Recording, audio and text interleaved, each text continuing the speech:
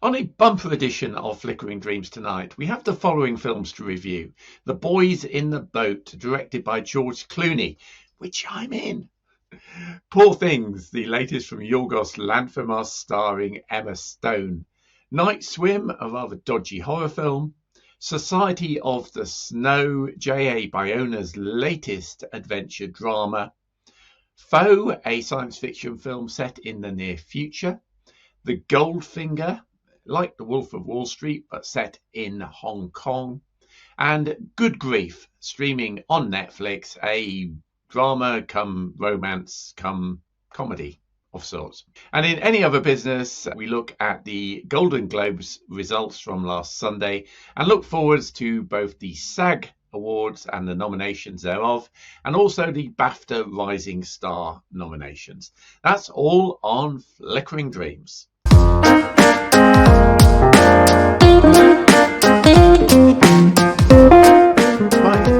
Well, hello again. It's episode 45 of Flickering Dreams. We're up to number 45 already. You'd have thought it.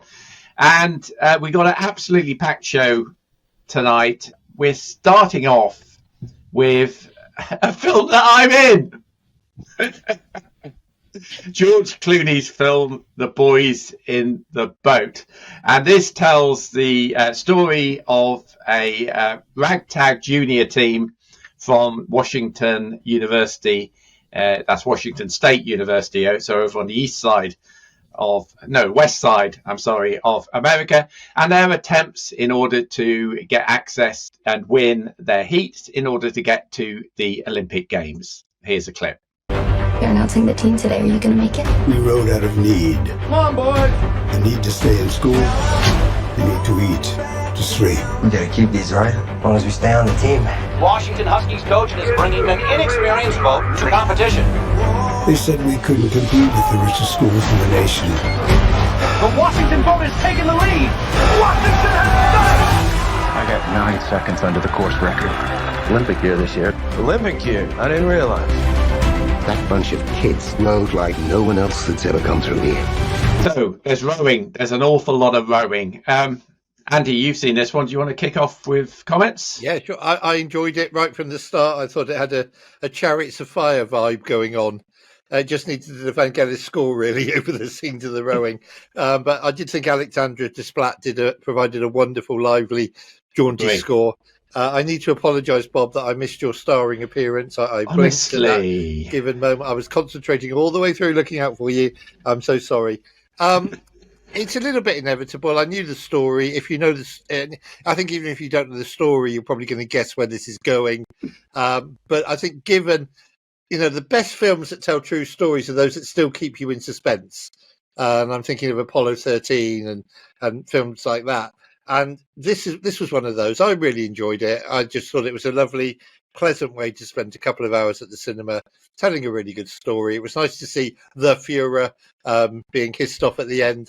And I thought that everything about it just looked good, sounded good. It was well acted. Joel Edgerton, particularly good. Callum Turner, I thought was good.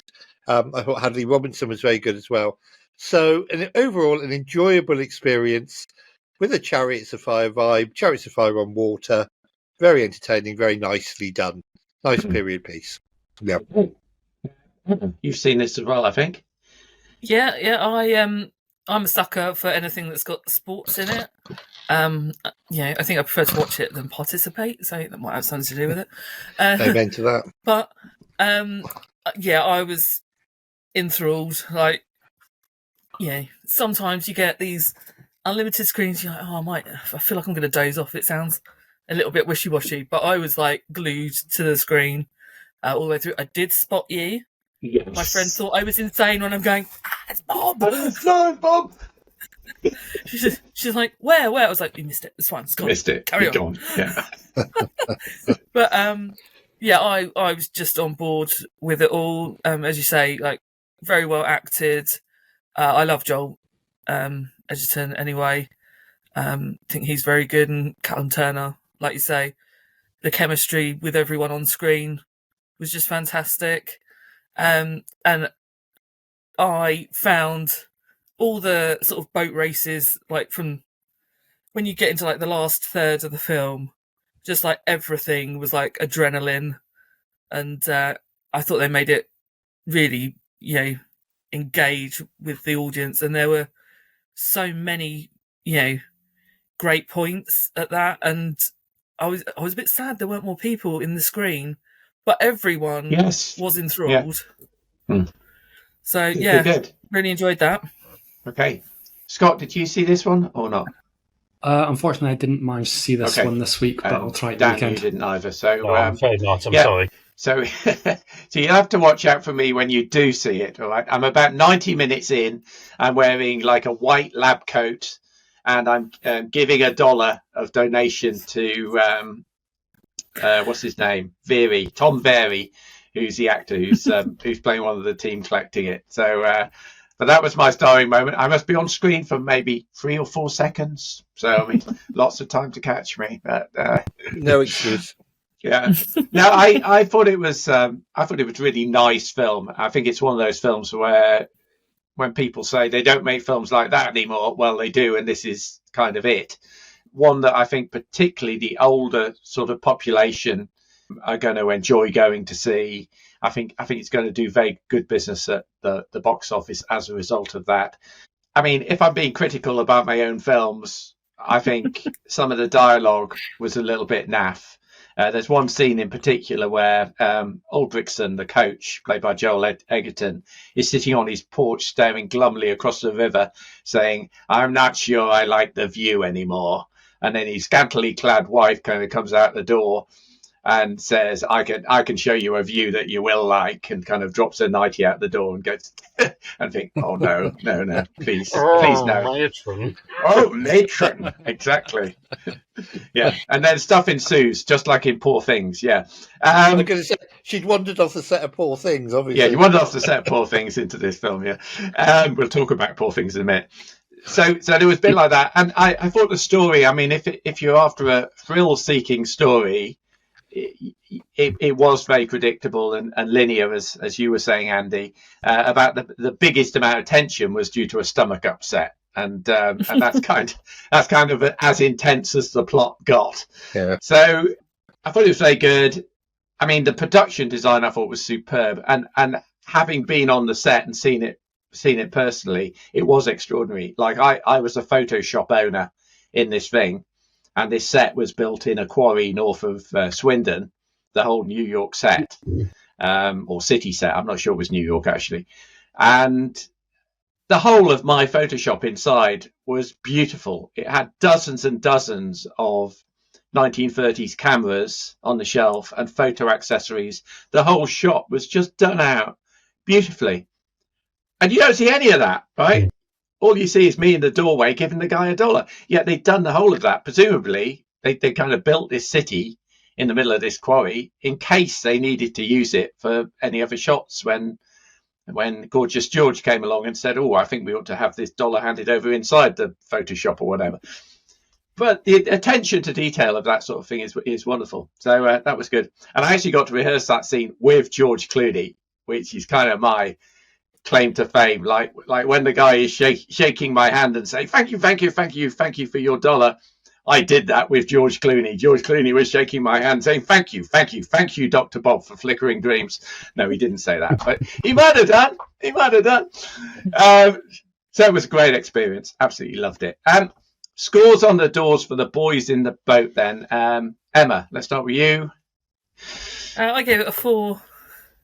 A 4 out of 5. I'm thinking Letterboxd. Just shoot me. Yeah, it's 4, Bob. There's just one performance in it that I really didn't like. No, it's an 8. It would have been a 9 or a 10, if only. Yeah, okay. An 8, right. Andy? It would have been a 9 had I caught you, Bob. I'm giving it an 8. And I'm giving it an 8 as well. So that's straight across the board, easy maths.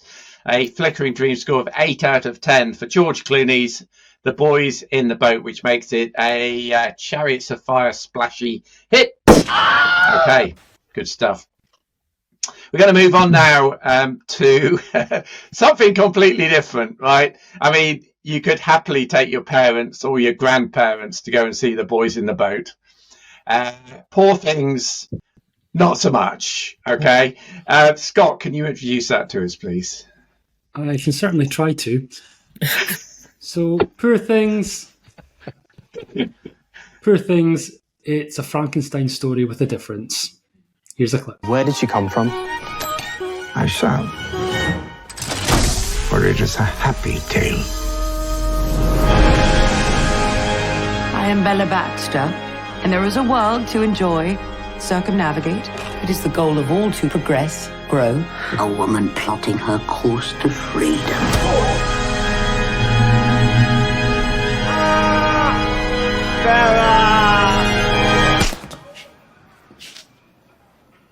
Oh. Okay, here's my pop quiz for giving you a bunch of film critics, right? What is Mark Ruffalo's Bella taking off? What film? Named Desire. Yes, Dan. And who was it? You're right, Dan. Who was the actor? Marlon Brando. Marlon Brando, exactly. Yep. Right, you get full points, Dan. There you go. Yes, obviously I thought you were going to say The Room. No, not The Room. No. Only a part. Stella. Right. Okay. Who's going to start? Let's stay with you, Scott, on Poor Things. What can you find to say about this film? I mean, if I wanted to, there is actually a lot to say about this. So, it is a story, like I said, Frankenstein story with a difference.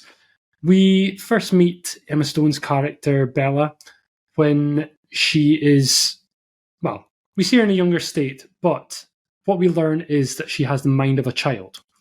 And throughout the start of the movie, we see her start to develop and start to learn certain skills, movement, speech, and develop that way, all under the guidance of her father figure, the Frankenstein of this movie, Willem Dafoe, who is mostly referred to as God in this, which is interesting.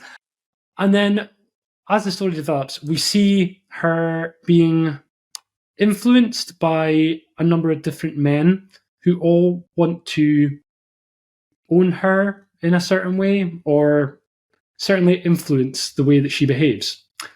And she learns over time to try and get her independence. And until later in the film, in a part that I'm sure Andy found disgraceful, she learns to get her independence a very old-fashioned way. The oldest way, you might say. There you go.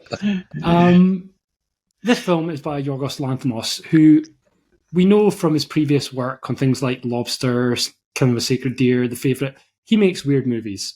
He's a weird guy. And this is no different.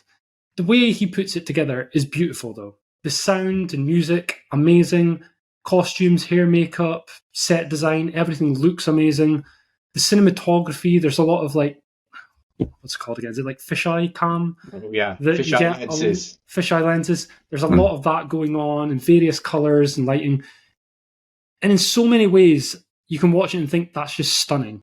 And even as a comedy, that's the thing. We saw it, we'll talk about the Golden Globes a little bit later, but this had a fairly good night at the Golden Globes as well, picking up Best Musical Comedy Film and also Emma Stone for Best Actress in a Musical or Comedy.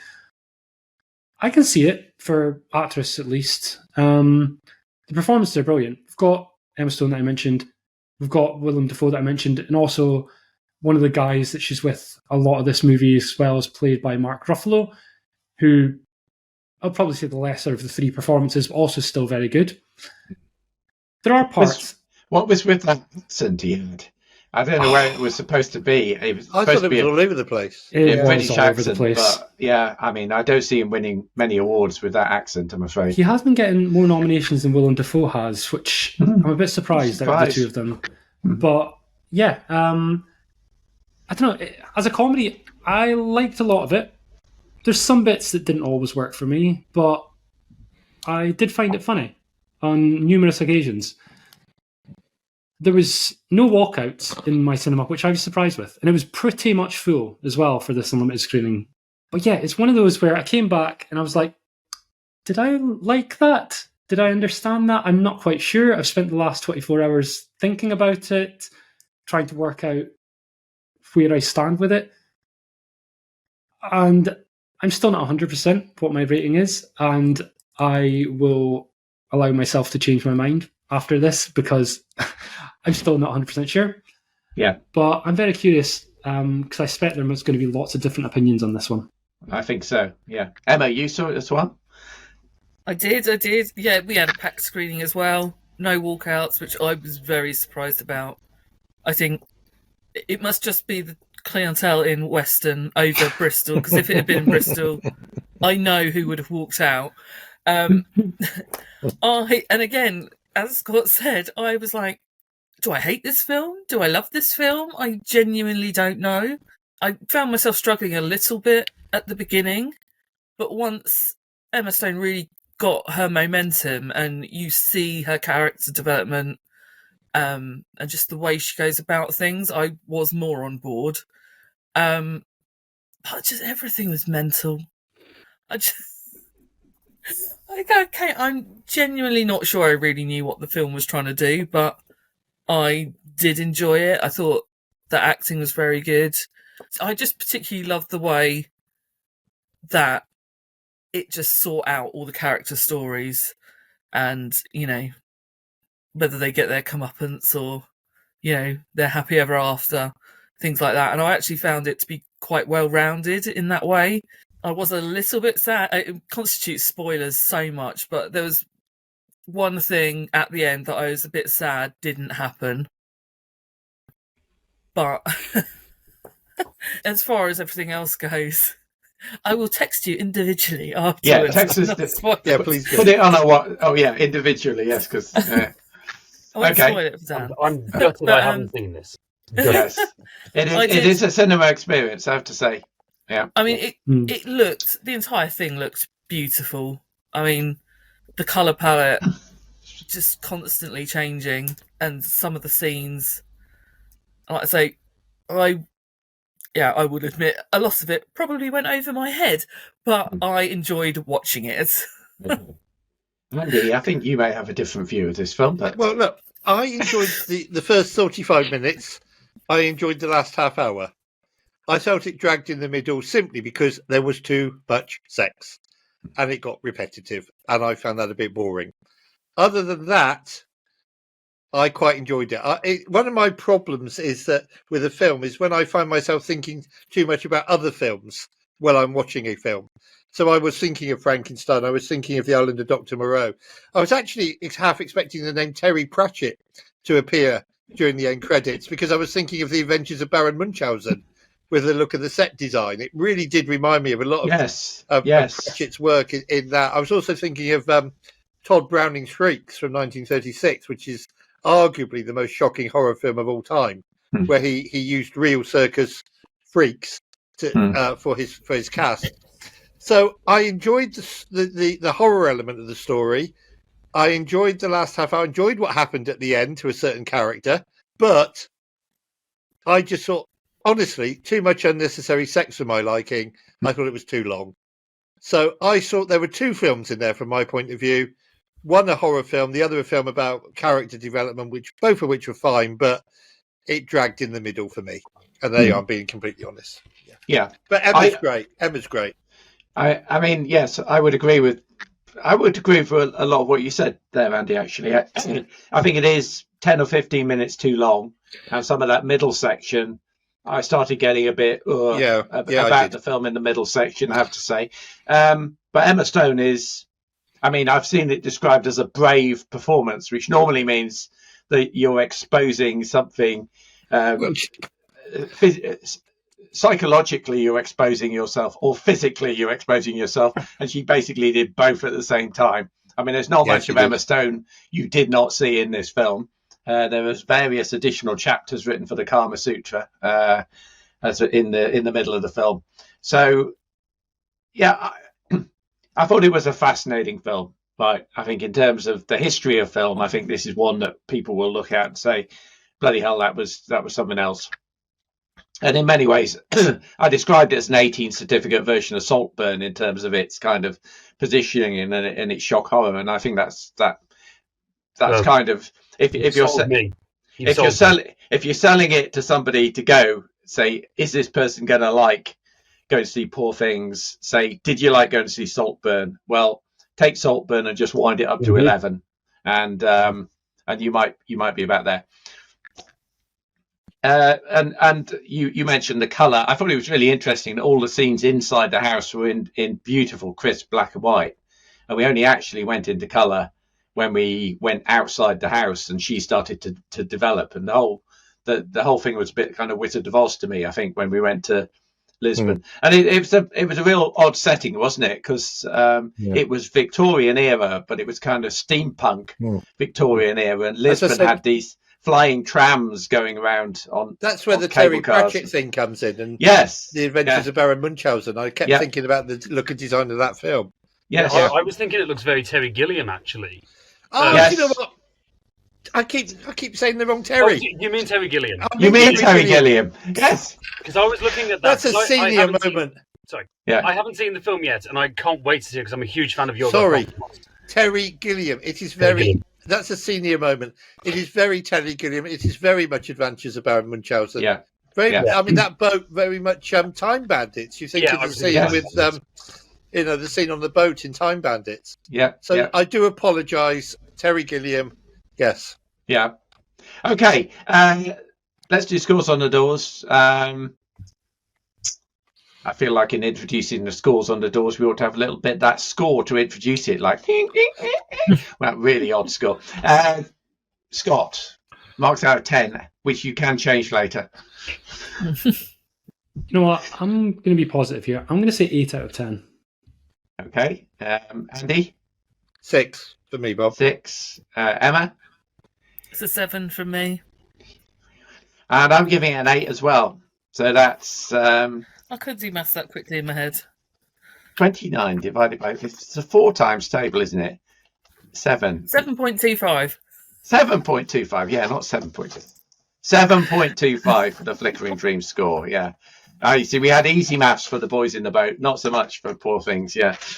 That's because my poor head's full. Okay, but that makes Emma Stone in Yorgos Lanthimos' Poor Thing a hit with us. Yeah. Do you think this could be this year's Saltburn, where it's so divisive that people don't know whether they love it or hate it? I think there's a good chance of that. Yeah, yeah. I think there's a good chance. It's the first Marmite movie of the year. Okay, cool, for sure. Yeah, I can't wait to see it. I can't wait. I think you're right, Dan. Talking of not waiting for things, we got this. It's our magical mystery montage quiz, or whatever I've called it. I'll get that in my head. So, scores on the doors for the quiz so far. We have Emma still clutching onto the lead with 130 points. Scott with 120 points. Andy with 100 points. And Dan, who's only played one edition, scored 20 points at the moment. That one I knew that one as soon as you showed the picture from last week. I knew it. He did last week's, and he would have got 50 points, but you see, you snooze, you lose, right? So I'm going to show you 5 pictures from a film. This film is randomly selected from the top 1,000 box office films of all time. And here comes picture number 1.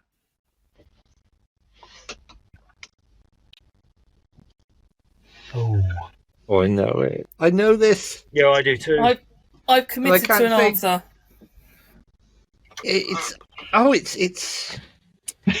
Don't say. Right. So that was picture number 1. If you've got an answer for that, write it down. Remember, you get 10 points for a wrong answer. Minus 10 points for a wrong answer, rather. Okay. Here comes picture number 2.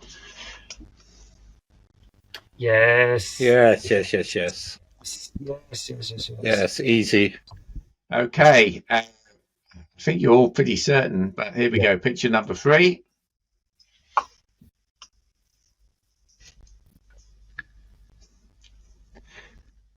Ooh, matron. Oh. And here comes picture number 4.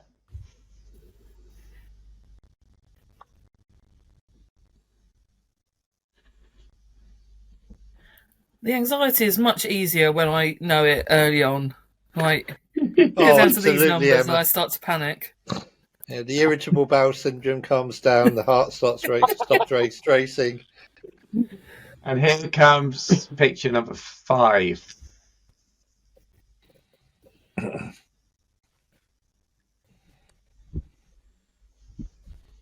Okay, so show me your pieces of paper. What have you got? I can see Emma's got The Mummy Returns. Dan has got The Mummy. Ooh. Scott's got The Mummy Returns. I can't read yours. Yes. Mummy The Returns. Mummy. You've got The Mummy Returns. Dan, you got the wrong one. So did you all get that on the first go then? Scott, Emma, and Andy. Oh. So that is 50 points for. Let me write these things down because I got them wrong last week. 50 points for Emma, Scott, and Andy, which changes nothing. Which changes nothing, and 0 for Dan. I'm afraid you stay on 20 points, Dan. I hate being mean, but that's the wrong answer, Bob. That's -10. Oh, I mean, kick a man when he's down. Sorry, Dan. It is the wrong answer, so it is -10. Yes. I hate the Mummy movies. I love them. The first 2, anyway. I love the first 2. Oh dear, that's funny. Okay, right. So, so that basically doesn't change much in terms of the scoring positions, other than the fact Dan has gone down from 20 to 10. So we can still get you to 0 first, Dan. Okay, I wondered if anybody would do that, and me. and so the Mummy, okay. We're going back to the movies now, and we've got a bunch of movies which I think very few of us have actually seen. So these may be quite quick reviews. The first one of these is Night Swim. Emma, I don't think you've seen the film, but perhaps you could introduce the clip for us. Yeah, I have tried to see it 3 times and have not had success. So, maybe 4th time's the charm on this one, and I'll try it the weekend. But a woman swims in a swimming pool and something scary is watching her. Here's a clip. Marco. Hello. Marco. I hear you. You need to say something back.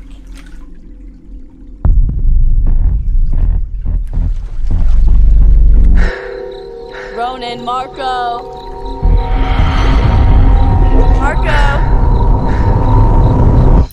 Who has seen this one? I think Andy, you've seen it. I think you're probably the only one who's seen Night Swim. Based on your initial comments, I didn't bother, but so. Well, can I just say I took one for the team on this.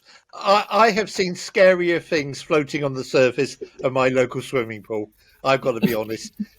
This is a story of a haunted swimming pool. Basically, a long time ago, there was a pond in a forest. The water was magic, right? It could grant wishes. But in order to grant your wish, you had to sacrifice somebody you loved so that the pool could sustain its life from that dead person, from that person it was going to kill, right? Years later, a housing estate has been built in the forest. Only one house has a swimming pool, of course. The swimming pool is fed by water from the magic pond, right? Because that's how pools work. Because that's how pools work, absolutely. So we have a little girl at the beginning of the film. She goes swimming, and unbelievably, her mother stands by while she drowns because her mother wants her wish to come true and is being prepared to sacrifice her daughter. Right? Honestly, I'm not making this up, right? We then discover a whole history of people who drowned in this pool so that other people could have their wishes fulfilled, right? It's got a touch of It. There is a scene so lifted out of It could almost be from It. It's quite unbelievable. It is an obvious horror film. It's obvious where it's going from the start. It's not scary. It's not frightening. It's not got anything we've seen before. There's a bit of Poltergeist in there. You remember the Poltergeist bit with the pool and the bodies coming out? I thought the trailer reminded me very much of Poltergeist. Yeah. There's a bit of Final. Do you remember the Final Destination, whichever number it was, where the guy got sucked into the swimming pool on the air thing underneath? And Final Destination 4. Final Destination Destination. 4. I could be bothered to check which one it was, to be honest. There's that going on. It's not scary. A haunted swimming pool with haunted water that makes your dreams come true, but somebody has to die for it to happen. It's a load of old rubbish, basically. Score, Andy? I quite like the music, so I'm going to give it a 3. 3 out of 10, which makes...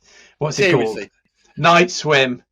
Needs to go for a night swim with the fishes. It's my backstroke is scarier than anything in this film. Okay, so we've dispatched Night Swim. I don't think I'm going to go and see that one again. Next up, we have something new on Netflix, and this is a international film made in Spain, which has had quite a bit of an awards attention. Dan, can you introduce Society of the Snow to us? Yeah, so this is a new film by director J.R. Bayona, who made The Impossible and A Monster Called Jurassic World Fallen Kingdom. And it's a retelling of the true story of the 1972 Andes air disaster. Was told originally, well, it's been told in film numerous times, most famously in 1990's Alive, directed by Frank Marshall. This is, as I said, directed by J.R. Bayona, and it's much more of a... let's say it's not so much a disaster film as it is a film about personality and faith and so much more. Here's a clip. Yo no se ve. Y aunque pasen por encima nuestro no van a ver. Pasa cuando el mundo te abandona. Cuando no tenés ropa, te estás congelando. ¡Vamos a llegar hasta arriba! Cuando no tenés comida y te estás muriendo. Yes. I must admit, I started watching this today, but I had to get to work on my taxes. And so I found it wasn't a film that I could be doing something else at the same time as watching it, given the subtitles and everything else. But yeah, it looked really, really interesting. What did you make of it overall, Dan? So I'm a huge fan of director J.R. Bayona. He's one of my favourite modern working directors. As a lover of old disaster movies, the Owen Allen films of the 1970s, I think he's the natural extension of those. With films like The Impossible, it's about tsunamis. With even Jurassic World: Fallen Kingdom, which I don't think is a good film, there's a massive volcanic eruption in it. With A Monster Called, you've got the real horror of losing a family member, and with this, you now have snow and avalanches. He's a brilliant director. And I was really hoping for the best from this. I've seen many reviews which said this is J.R. Bayona's best film. I don't think it is J.R. Bayona's best film. I think there are some pacing issues towards the middle of the film, but it's an extremely ambitious film. The sense of isolation that Bayona manages to create on top of this Andesian mountain with these characters that you really do end up caring about. I've never seen. I do own it. I've had it for many years, but I've never seen the film Alive, so I didn't know how this story panned out. So I was looking forward to seeing. I knew the consequences of what happened when, due to the crash, that they ended up having to resort to cannibalism to stay alive. And I'm very grateful that Bayona was a very sensitive filmmaker in that respect. That he didn't show it in a kind of gory, like ravenous kind of way, but it was a very, very subdued, very respectful way of showing this is what they had to do. They didn't want to do it, but they had no choice to do it.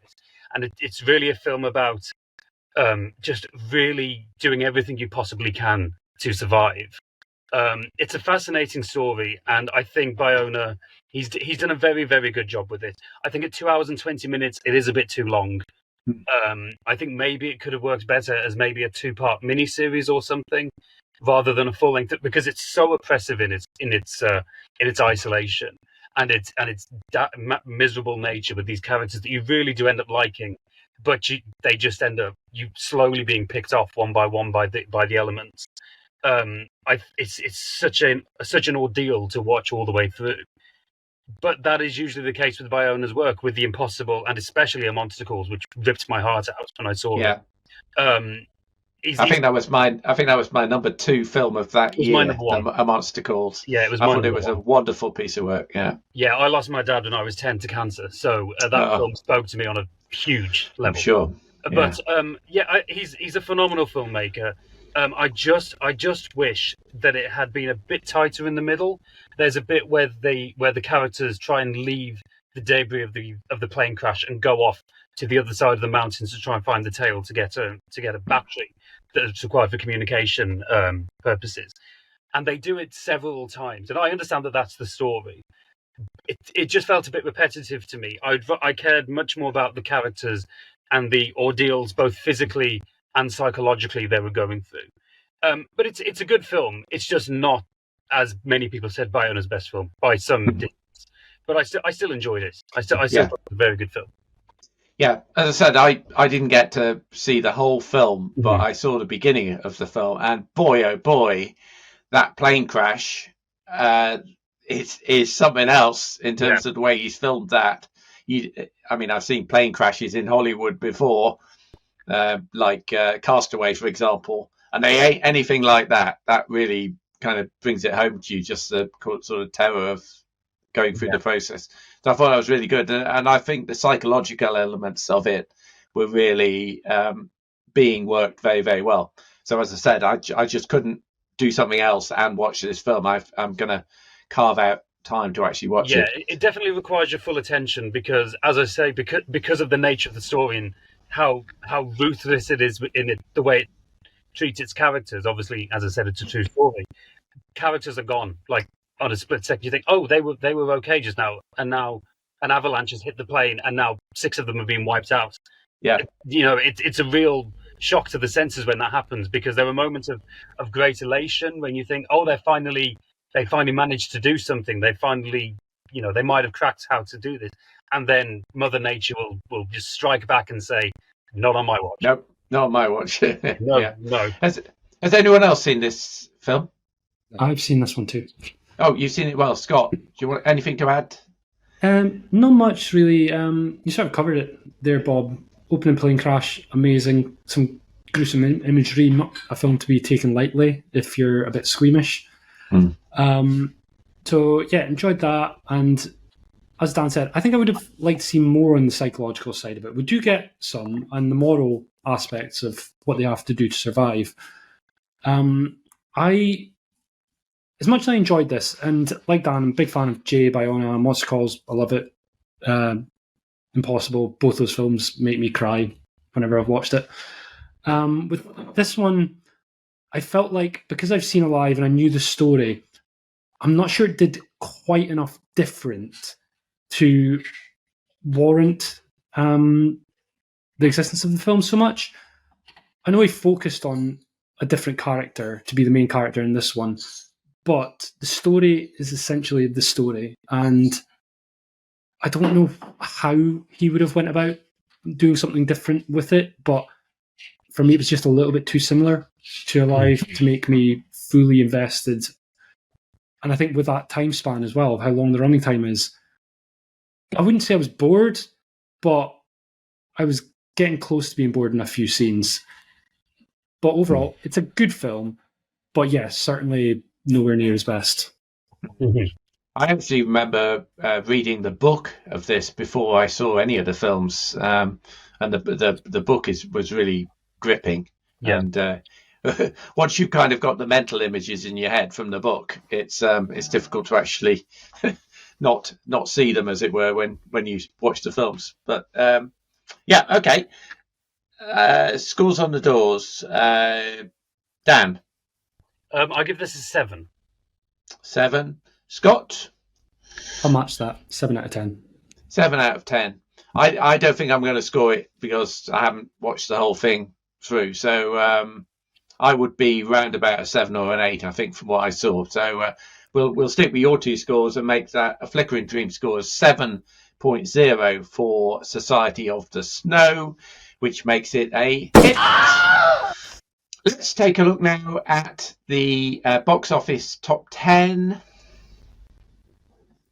And Wonka continues its charge, as you see. It takes the number 1 slot again for, I think that's the 5th week running in, this is the UK and Ireland top 10, I should say. 53 million quid it's made now at the box office, which is something.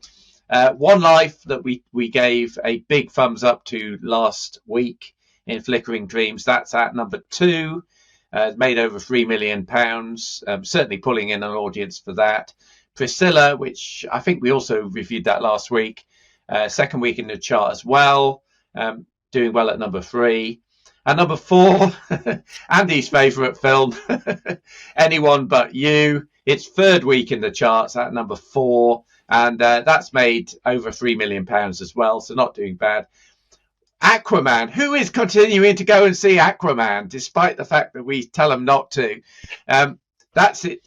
Still at number 5 in the charts, and it's made over £8 million. So horribly, they'll probably try and make another one if it. Well, it's under new management now, isn't it? The DC universe, but yeah, we'll see. The Boy in the Heaven, which we gave a bit of a thumbs down to last week, is at number 6. I still not got to see that one yet. Hopefully, maybe going to try and see it tomorrow.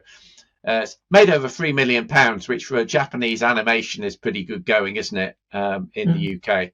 Yeah. At number 7, we've got Walt Disney's Wish, still hanging in there, made over £11 million.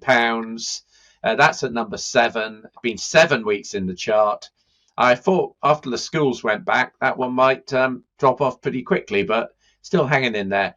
At number 8 is Ferrari. Good film, I thought. Much better than some of the critics that kind of painted it for me. There's Night Swim. Only managed to make number 9 in the charts. Under £600,000 at the box office. And another one that's just continuing to hang in there. It's made nearly £18 million. At number 10 is The Hunger Games, The Ballad of Songbirds and Snakes. 8 weeks in the charts. And yeah, again, I mean, I can't actually think of any screens near me which are actually showing it, but it's clearly showing somewhere. So that is the box office for this week. And we're going back to the movies now. There are 3 films we're going to finish with, which I think only one of us have seen. So, again, these might be quite quick. First one is Foe. Andy, do you want to introduce Foe? Yeah, this is a new science fiction thriller on Amazon Prime, starring Miss Rowan, because I can't pronounce her first name. Thank you. Saoirse and Paul Mescal, a science fiction thriller set in 2065. Here's a clip. Hen? Expecting anyone? I need to have an intimate understanding of your marriage, the good and the bad. I promise it's confidential. It's between you and me. Do you feel happy here? Of course I'm happy here. Aren't you? Do you feel you know how she would react in every situation? I've always had this fantasy that there's something else out there for me. Well, Paul Mescal gets everywhere, doesn't he? He does. From that trailer, I didn't think it was a science fiction film set in the future. So you've just surprised me, Andy. Okay, so we're in the future, 2065. Fresh water, habitable land of precious commodities, climate change has taken control of the Earth, and we are moving out into outer space. We meet a young couple who are living on a farm, and a government agent turns up and says to the husband, we want you to go out and be one of our first people in outer space. You're an engineer. We need you to be on the first ship off the planet. He then says to his wife, your husband's going to be away for 2 years. We don't want you to be alone. So what we're going to do is we are going to provide you with an AI human clone of your husband. Okay? Then 6 months later, the government agent moves in and starts monitoring every move that her husband makes so that he can begin to fashion a clone of her husband. Now, this all sounds very good, very intriguing. The critics absolutely slammed it, 25% on Rotten Tomatoes out of 102 critics. I can see why. It's dialogue heavy, it's slow, it's tedious, it's boring. There is a really good story to be told here of human clones replacing real people and sort of substituting them. Towards the end of the film, we're not quite sure who's who. Has the woman herself, has the wife been cloned? Is the husband been cloned? Is it the real husband back in the house? Is it the real wife back in the house? It all becomes a bit of a mismatch, and nothing is actually made clear towards the end. So I had a very mixed reaction to this. I thought there was a really good basic story here. The way the story is told, though, is so dragged out, so boring, so dialogue heavy that you really do start to lose interest after a while. So I gave it a 6 out of 10. Great idea, but poorly executed. Right. So that's a 6 out of 10 for Foe. Is this streaming or was this at Yeah, it's cinema? on Amazon Prime. I have seen Amazon this one Prime. as well. Oh, you have as go well. for Sorry, it. Emma. Yeah. Yeah, so I saw it at the film festival, All right. and okay. like you Oh, say, yes. you know, the critics really hated it, and the murmurings. It's like I was waiting for people to leave the cinema Yeah. around me, and I was just listening to them, and everyone hated it. Yeah. Like really It's dislikes a it. great idea. It's a fabulous idea, Yeah. but so poorly executed. Yeah, there are some bits that are absolutely amazing, and it's just joined together with absolute nonsense padding. Yeah, And agreed. there are lots of things that they're clearly trying to do something with it, but I don't feel like they explained enough about anything to make it make sense. I think thinking about it afterwards when I was on my way home, I was like, oh, maybe that's what they meant. But yeah, it's not well connected. There were some nice touches at the very end, but I think the fact, and like you say, looking at that trailer, you wouldn't know it was sci-fi, and it just randomly throws in the sci-fi elements to you, and it is quite jarring in how different it is. But yeah, so Yeah. I was a 6 as well on that. You were 6. Yeah. That's two. Oh, interesting, Emma. Yeah. That's 2 6s, which makes Foe a miss. All right, so that's a miss for Foe. Next up is another film. I think only you've seen this one, Andy. This is Goldfinger. Sorry, The Goldfinger. Yes, Shirley Bassey is not in sight. Okay. Nowhere to be seen. Think Wolf of Wall Street, Hong Kong style. That's all you need to say about it, really. Here's a clip. 其实在香港做生意真的挺好玩的，荣华富贵险中求。呼风唤雨啊，你当然好玩了。钱从哪儿来的？ Yes, and for anyone listening on audio, that was in Chinese, so you may not have understood that, but it was quick. Andy. Basically, very quickly, it is Wolf of Wall Street, but on Wall Street in Hong Kong. We got Chinese businessmen double dealing, tricking each other, while the Hong Kong equivalent of the FBI investigate them, and they live a wild lifestyle while they're raking in the money, but suddenly it all starts to go wrong. It's showing in various picture houses around the country. If you like that kind of thing, if you're prepared to sit through a 2-hour plus film with subtitles and relive the Wolf of Wall Street, you'll get something out of it. I have to say, I didn't really, but it's fine. Fine. Okay. I think the Wolf of Wall Street was about 3 hours long, wasn't it? Yeah, this one's over 2 hours. Yeah. Yeah. Okay. So another 6 out of 10 Flickering Dreams score for The Goldfinger, which again makes it a miss from us. And the final film we're looking at today, Good Grief, on Netflix. Can you introduce that? Yeah, so it's directed, written, and starring Dan Levy from, is it Schitt's Creek? Yeah. I've never seen it, but from that, he plays a gentleman whose husband dies unexpectedly, and we see him dealing with his grief and finding out things about his husband and the friendships along the way as he comes to terms with that death. Here's a clip. I've been reading that the brain is like a muscle. That's why getting over a death is so hard. Because your brain has been trained to feel things for a person. When they go away, your head is still operating under the impression that it should feel those things for that person. Like muscle memory. I think we'll hold off on the will for today. Celia Imrie there is always good to see on the screen. Yeah, I heard this one being talked about very positively on the Mark Commode and Mayo Take program. Did you like it, Emma? No. Oh. So I found it, all the characters, apart from the solicitor, Celia Imrie, are incredibly unlikable. Like, at no point was I hoping that something went right for them. They were just all hideous people. So that made it very difficult to engage with anything that was going on. I mean, you've got Luke Evans, and when you see him in a trailer, that's like, oh, he's great. I'm really going to look forward to that. He is so underused because he plays the husband who unexpectedly passes away. And yeah, so after that happens, you haven't really learnt enough about him to then gauge Mark Dan Levy's character to gauge whether his reaction is, what you'd expect. You don't get anything of them as a couple really. And then, it's listed as being a romance, drama, comedy. It should have been really good. I think there's so much potential in there. Mark takes his friends on a trip to France, and their friendship struggles, and it's the warring between them, and you look at it and you think this could be a rom-com, could be a great rom-com, but there's no real romance and there's no real comedy. Isn't that fine?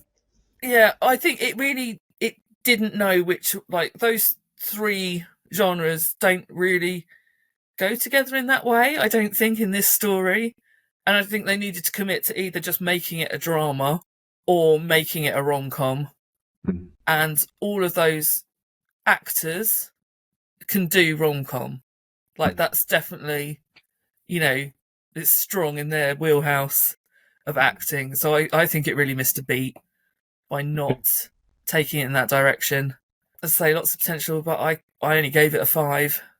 5 out of 10. So again, based on Emma's view alone, we've got another 5 out of 10 with good grief. Yeah, okay. So that's a whole bunch of misses came in at the end there, didn't it? Just to even us out a little bit and keep the Flickering Dreams average nice and down. You didn't see this, did you, Dan? No, I was going to try and watch Good Grief yesterday, but I didn't get around to it due to childcare. And then I was going to watch Foe today, and my Amazon Prime was playing up. So, so I did only manage one film this week. So lucky escape. I am really going to try and see Poor Things this week, and if I do, I'd love to talk about it with you because I'm so hyped for that film. Talk about it in AOB next week. Yeah, okay. Yeah. So AOB this week, you can tell we're in the middle of awards season because everything is heating up massively. We had the Golden Globes last Sunday, and I've got the winners here. We can just skip through. So I got 7 out of 15. I think, Scott, you got 10 out of 15, which is pretty impressive for this point in the awards season. I did not get this one. Lily Gladstone winning for Best Performance by an Actress in a Drama for Killers of the Flower Moon. I actually went for, who did I go for? Oh, Kaylee Spaney for Priscilla I actually went for. Moving on, we also have Best Performance by an Actress in a Motion Picture, Musical or Comedy, and that went to Emma Stone for Poor Things, which we were just talking about. So it'd be interesting to see how that tussle moves forwards into the other awards where there's only one award for an actress, or female actor, I should say, as they seem to be termed now. The acting award, as I predicted, went with Cillian Murphy for Oppenheimer. There was a lovely clip I saw of the Golden Globes red carpet where somebody was shouting at him for an interview saying, Cillian, Cillian, Cillian, and he completely ignored them. So always learn how to pronounce a star's name before you start shouting at them. So yeah, he won for Oppenheimer, well deserved in my book. The one for actor in a musical or comedy went for Paul Giamatti for The Holdovers. I'm seeing that tomorrow night at a press screening. So, I mean, I actually predicted that one, even though I've not seen the film, because I think you can talk about it next week. Yeah. Just from the trailer, I think it was pretty solid. Yeah. And moving on, we've got Best Motion Picture Drama went to Oppenheimer. Again, that was where I thought it would go. No, actually, I didn't. I thought it would go with Past Lives.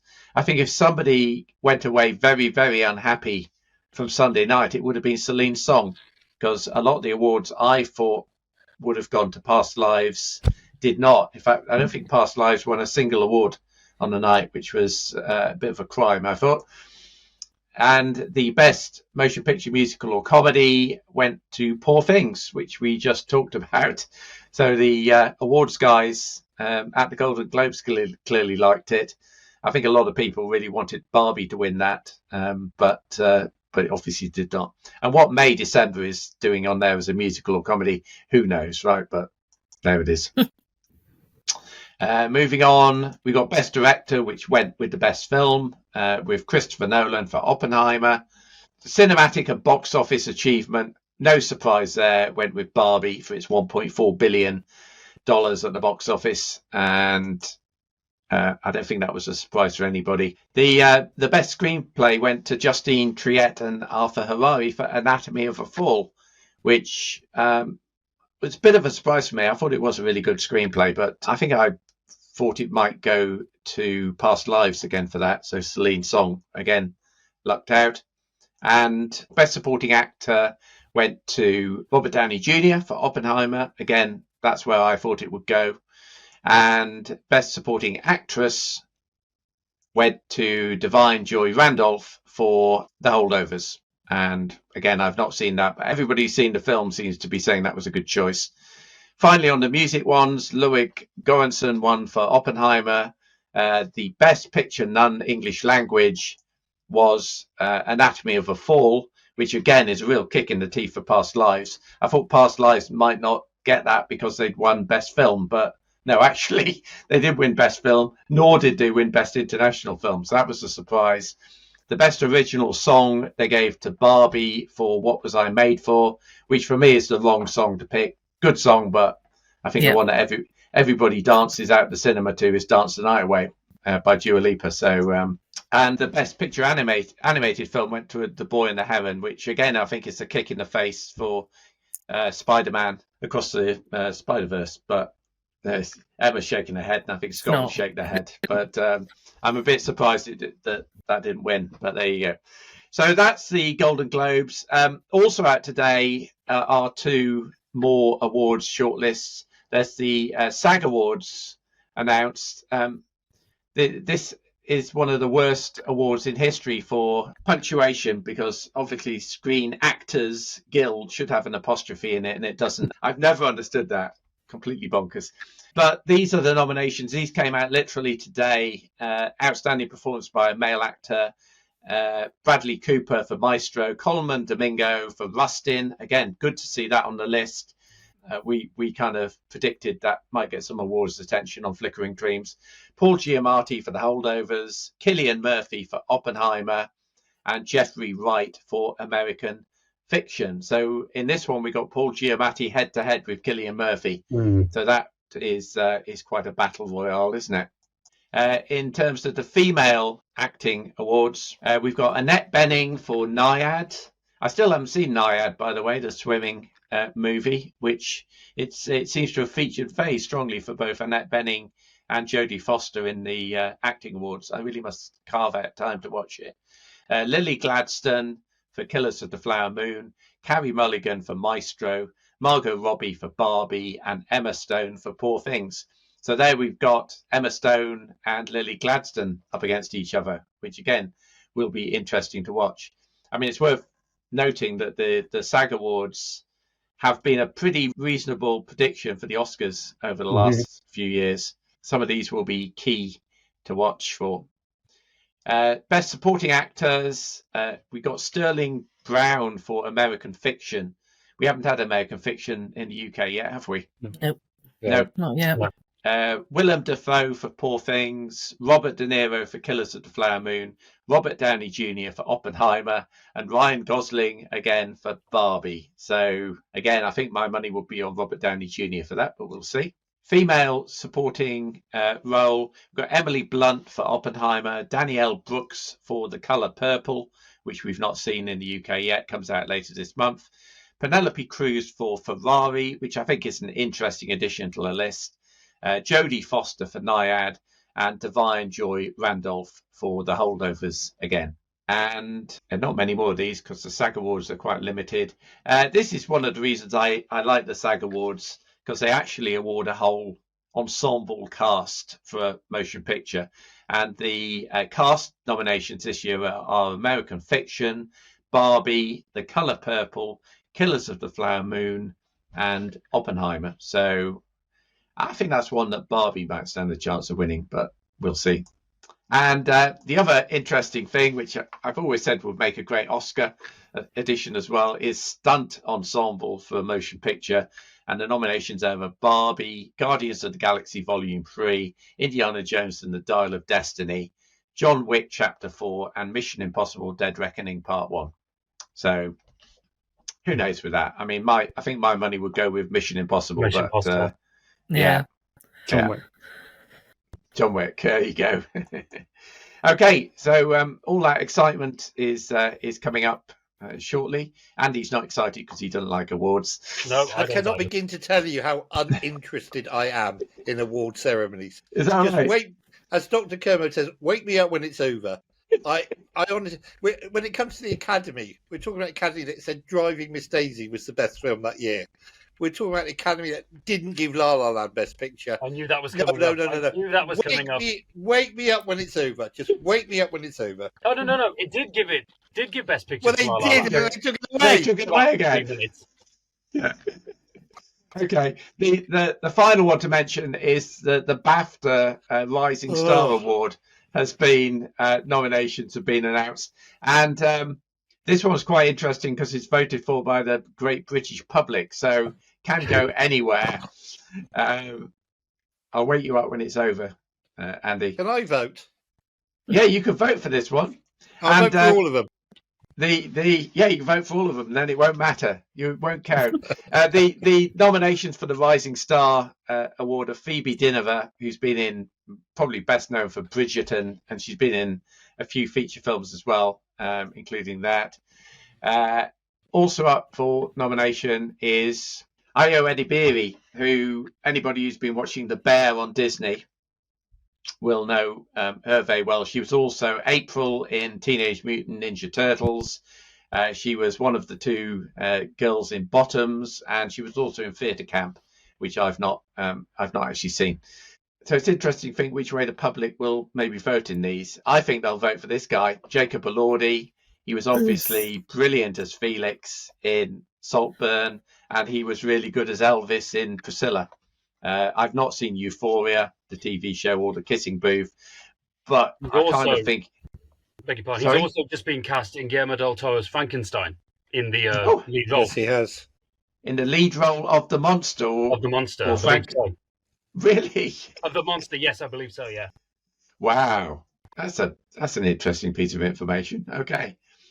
Who else we got? Oh, we've got my friend Mia McKenna Bruce, who gives the best cuddles in the world, as I know when I had my picture taken with her at the BFI.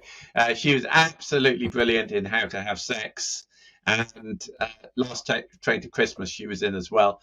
She's probably less likely to win it, just given that she's not really a household name, and not many people went to see How to Have Sex, probably because they Googled it in order to find out where it was showing. And They see Poor Things instead. Yes, they went to see Poor Things. But mark my words, Mia McKenna Bruce is going to be a name that is going to feature large in the future. I'm absolutely sure she's really something else. And final one is Sophie Wilde, who made a big impression in Talk to Me. But again, that was kind of her debut performance, and I suspect she's probably a bit soon to put her forwards for a BAFTA Rising Star. She was amazing in that film. She was fantastic. She was. Talk to Me. Yeah, she was. She was absolutely outstanding. So who knows? If enough people have seen that film and she made an impression, they might vote for her. But kind of think it will go to Jacob Elordi. But we will see. I've got my fingers crossed for Ayo Edebiri, I think. Have you? Okay. Fine. Yeah. I think Bob Mann should get it. Yes, well, I wasn't on the list. I'm clearly a rising star. Okay, we're over our hour here, so we'd better wrap it up. Any other business for anybody else before we close? No. Okay. Jolly good. Thank you very much, all, and we will see you again soon. So that's Dan Cook. Where can we find your reviews, Dan? You can find me either on Facebook at Dan Cook's Movie Reviews, or you can find me on Letterboxd at DC Movie Reviews. DC Movie Reviews, thank you. Reverend Andy Godfrey, who you can hear on Connect Radio. Is it Friday mornings at 9:30? Your Friday film mornings reviews? 9:30. Yeah, back on the air this week. Yeah. And also in Sorted Magazine, Emma Sewell from Emma at the Movies, and Scott Forbes on the Forbes Film and TV Review. I've been Bob Mann from One Man's Movies, and thanks very much for watching/listening. Please subscribe by clicking on the button that's about to appear, and we will see you again soon. Thanks very much. Bye. Thank you so much for listening or watching Flickering Dreams. You can find the video version on YouTube and the audio version on all major podcast platforms. And don't forget to subscribe so you can get each of the weekly episodes as they are released. We'll see you at the movies.